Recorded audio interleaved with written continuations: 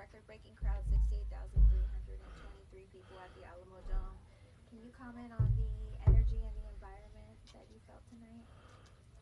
It was special from the jump, like the long walk from the tunnel to get out to the court, the fans kind of lining the route to get out there, and then just the vantage point. We came for practice yesterday, and you could feel how big the dome is, and there was excitement about what it would feel like with that many people, and it delivered. It was awesome from the start. um, it was cool to see them recognize their 50-year history and all the great moments that have gone into this organization, successes and championships that they've had, and the greats that were in the building: Dave Robinson, Manu, Tony Parker, Avery Johnson. Sorry. um, yeah, it was awesome to experience, and take 64,000 to bring our best road performance of the year. Coach Pop had said post-game, because Spurs are currently in a rebuild phase right now. They're a very young team. He said that these type of losses can motivate them to be better. Can you comment on how you think the Spurs play tonight? I mean, really, it's like you kind of said it all. They're trying to figure out what the future looks like and what to build around and who to build around and all that. Pop's seen it all, so I know he has a great way of managing the transition period, if you will. And there are gonna be some tough times, but I'm sure he's instilling the right habits in those guys. But tonight was more just about how we played and our attention to the details of what it takes to just play well ourselves and not really worry about the opponent. You said yesterday you guys needed to embrace the embarrassment of your road record. Did that, the fact that you're 3-16 in a row coming in today, did that fuel the way you played in some ways? You can the three losses in a row. Again, the atmosphere that we're in, we want to get off to a good start with the whole road trip. We got 4 games to hopefully maintain it. So very inspiring night, I'd say, just that we can get to that level.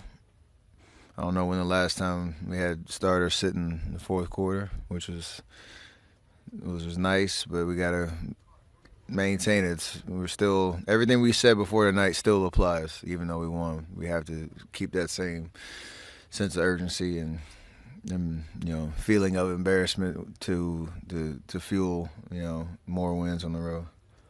Can you, when you think about where this franchise was when you got here, where it is now, where you can draw almost 70,000 people, what do you think? What do you feel when you take stock of that journey and where y'all come from? Um, it's kind of wild. 'Cause even in the locker room just now, we were joking and laughing, but Ty and JP and Dante they were talking about this E60 thing that came out around me like way back in like 2013, 14, I think, somewhere around there. And they were talking about it like it was their prime years of youth basketball and what it did for them. So you like think about guys that are in our locker room now that are playing at this level, and over the last 14 years, what all the experiences that we've had and the journey we've been on, the championships we won, and all that, it brings a level of attention, support, energy, and the fact that it's widespread. Even when we went overseas for preseason games and those tours over there, you feel it there too. So it's just wild to think about what we've been through and the fact that we're still trying to put things together to keep winning at the highest level and just embrace the love that we get wherever we go. What's Andre added for you guys since he's been back? I mean, a lot of just everything he is, every soundbite we've said since he's been with us. It's just 2013, and I think right now the need is. I think Coach said something about him playing big man and kind of shoring up the rotation that way, but he just knows how to play basketball. And when we're in sync, he's always in the right spot, moving the ball. knocked down a three early in the first half that keeps the defense honest. Obviously, his defensive presence is huge, and you can fit pretty much four guys around him, any four guys around him, and we can play a high level of basketball. So I'm excited for that. He's getting more of a rhythm. His body's holding up, and hopefully that can continue. Did you like playing 23 minutes tonight? Or, I mean, obviously, it's like what the result was. Why you played 23? I mean, in some ways, were you hoping to kind of push it? I mean, yeah, you want to do what the game calls for, but I think I didn't mind sitting the fourth quarter knowing how much we needed to win and the fact that we had this game under control. After that stretch, and the way that we did it more so is an equal opportunity offense around the court, and our defensive discipline was pretty solid after we stopped fouling in the first half. But I mean, my body feels good. I'm in shape and bounced back from the injury, so I'm not worried about anything other than just trying to win.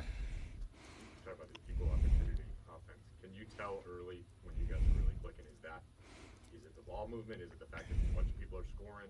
What tells you that you guys are going to have this kind of offense?